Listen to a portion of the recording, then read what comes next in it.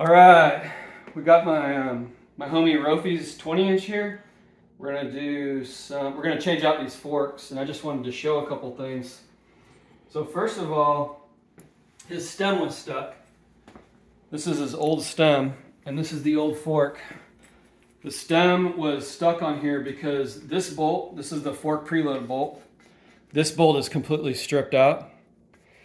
And then on his stem, the front bolts were fine. This pinch bolt was fine, we got that one out, but this one's also stripped. I don't know if you can see, it's completely hollowed out. So, since I got this bolt off and this bolt off, I got this one off with some vice grips. This was still stuck on here. I had a rubber mallet and I was beating the hell out of this thing and it would not come off. So the way I got it out was, I did two things. First, I put a torch on it to try and loosen up. We did three things. We put in some penetrating oil, and then we used the torch on it. We got a stripped stem bolt here, and we put some penetrating oil on there. It's not working. We got the stem cap off. It was frozen too, but now we're taking the torch to it.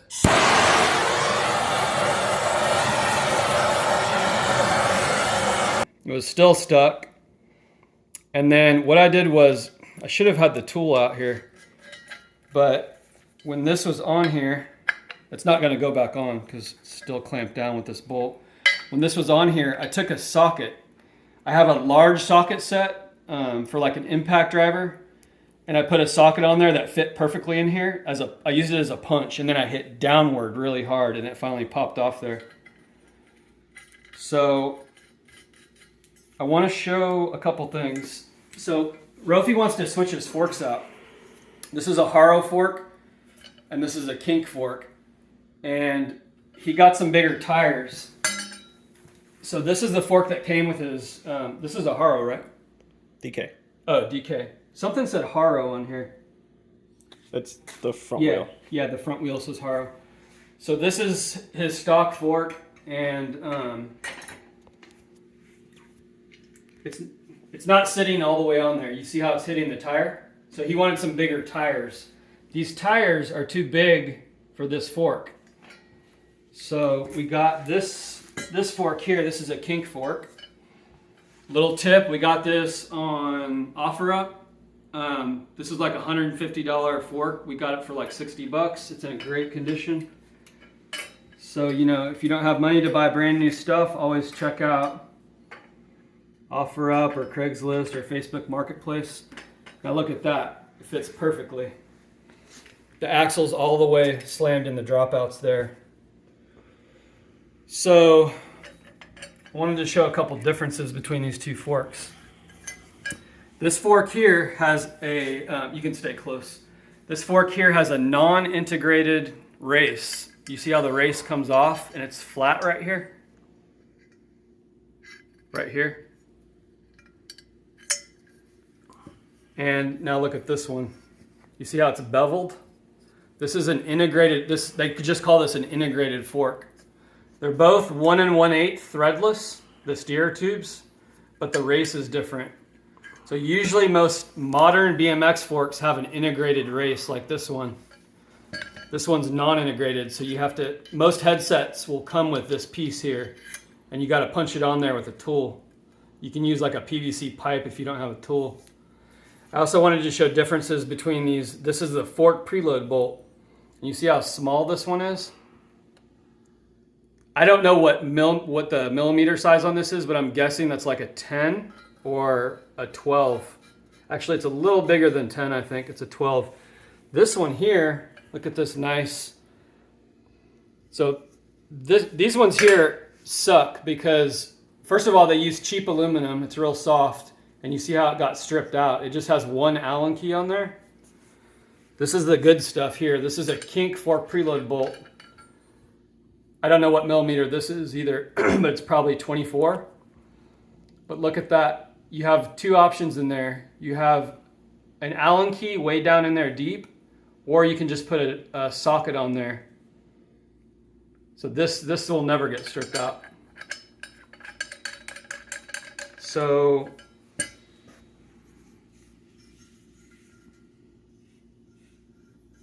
yeah, I think that's all I wanted to really talk about the forks. They're almost the exact same height. They're literally like 1 or 2 millimeters off. So we're gonna put this fork on. I also wanted to show some differences between some stems. This is his old stem that's stripped. This is a CNC stem, and this is a forged stem. Okay, this is the stem we're gonna put on his bike. This is a Sunday stem, and this is forged. And that's why you don't see very many like sharp edges. See how it's all kind of round a little bit? So forged aluminum is easier to make, or forged stems are easier to make, and they're a lot cheaper. But they're still very strong and they work very well. This is a CNC stem. This is a profile stem. Where did I buy that? Oh yeah, you saw that. Unity Ride Shop. So this is a CNC stem. The aluminum is cut with a machine. So if you ever hear forged versus CNC, that's why this is more expensive, because it's actually cut. It takes a lot more time, and you have to have a super expensive machine to cut that aluminum. Okay, so today we're going to install the new fork, the new stem, and his bearings are still good. So this is the bottom bearing. I cleaned all this stuff up already. The bottom bearing spins fine, and the top bearing spins fine. So we're just gonna get started. I should have put this on already. So this head tube is also integrated. It has cups where the bearings just sit in there. So a non-integrated head tube, I have other videos on my YouTube about that. You have to press the cups in for the bearings to sit in. So this is an integrated head tube. And all we're gonna do is, we're gonna do the bottom bearing first. Just gonna put a bunch of grease in there.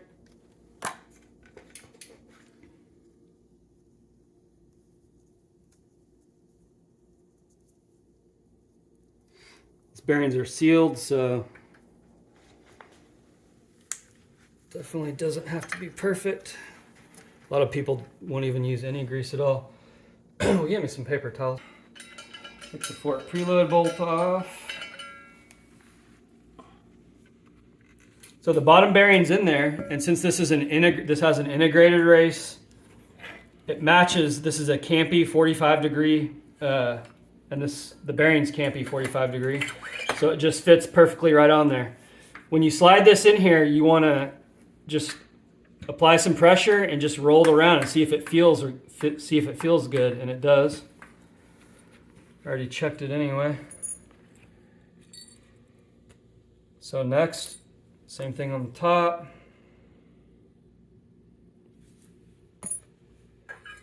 Just put some grease in there where the bearing's gonna sit. And then the extra grease, actually I want to use a little more than that. I'm gonna put some more in here. So this fork steer tube has threads in it right here, which is how the fork preload bolt threads into the steer tube. So you want to put some grease in there also.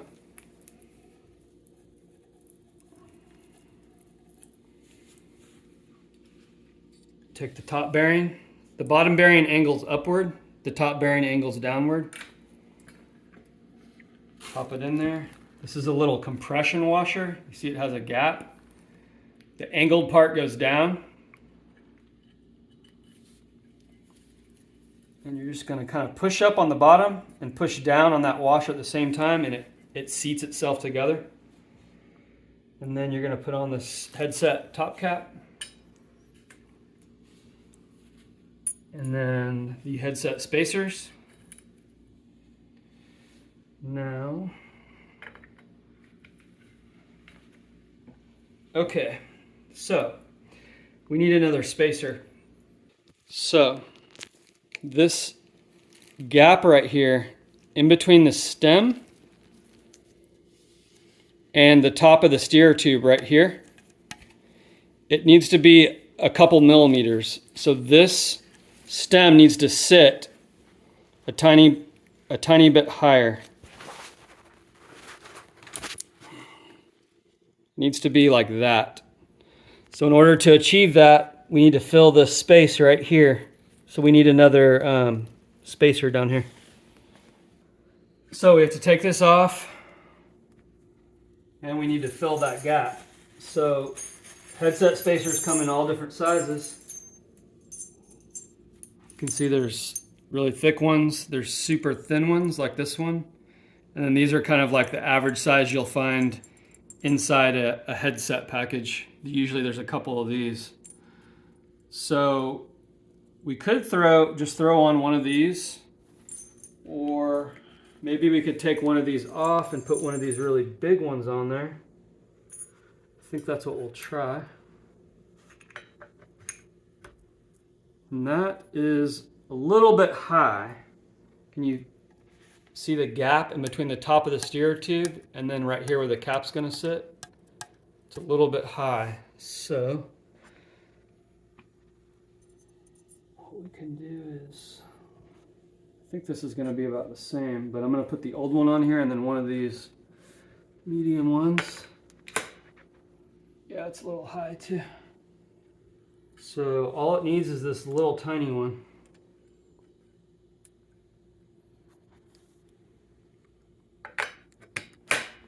Perfect. And then you see this gap right here? It's about 2 millimeters in between the top of the steer tube and right in here on the stem where the fork preload bolt's gonna sit. So we can put a little grease on here. We already greased the inside, so this isn't really that important, but I'm gonna put just a little bit of grease on this fork preload bolt.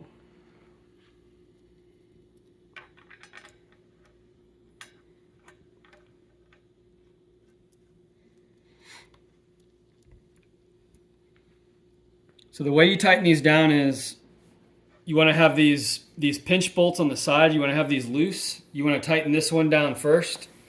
Crank it down pretty good. Then tighten these down all the way super hard. And then I always back this out just like a quarter of a turn because it doesn't need to be. It helps compress everything, the bearings and everything. But it doesn't need to be super tight or else you're going to get binding in there.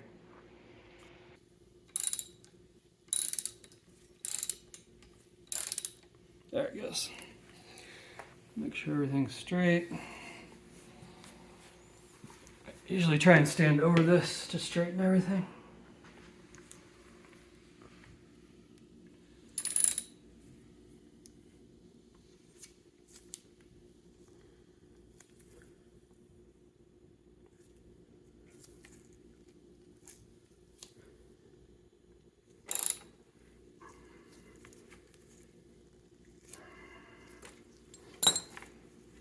Yep.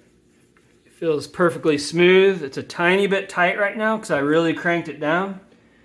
I'm going to do the sides. A lot of BMX kids don't take the time to grease these, but you really want to put a tiny bit of grease on these. Oh, you can see this one still has grease on it. This one does too. You tighten these things down so tight that if you don't put a little grease on there, they can seize up, and that's not fun. So the way that I tighten these is I do one side until it's starting to snug down. Then I do the other side.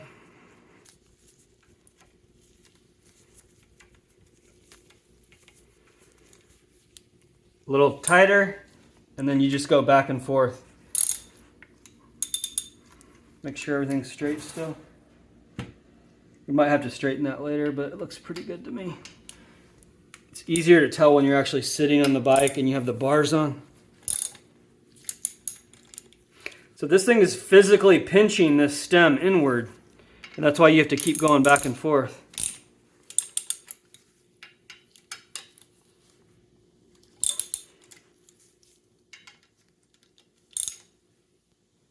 Okay.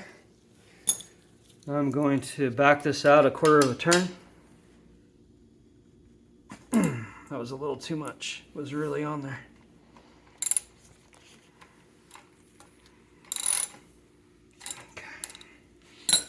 Okay, feels great. There's no noise, there's no gritty feeling. It feels perfectly smooth. You can spin this all the way around.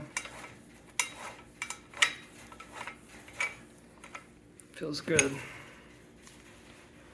Okay. Now, same thing with these. These need a little grease, but I can see there's still some on there. I think that's it for this video. You guys know how to put bars on. Always cover your grease up so you don't step on it. Together, we did the bars. The only thing I'll say about that is make sure this little gap in here is the same in the front and the back. So don't tighten these down together at the same time. You want to go like this in a diagonal pattern. We put the bars on, we put the tire on and the wheel on and tightened it down. And Rofi adjusted the bars. He's got them where he wants them. And that's it.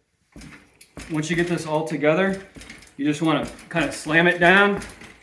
Go like this. Make sure it's spinning freely and it feels good. And just see if anything's rattling. And everything feels super solid. So he's ready to go. Thanks for watching, you guys. That's it for this one.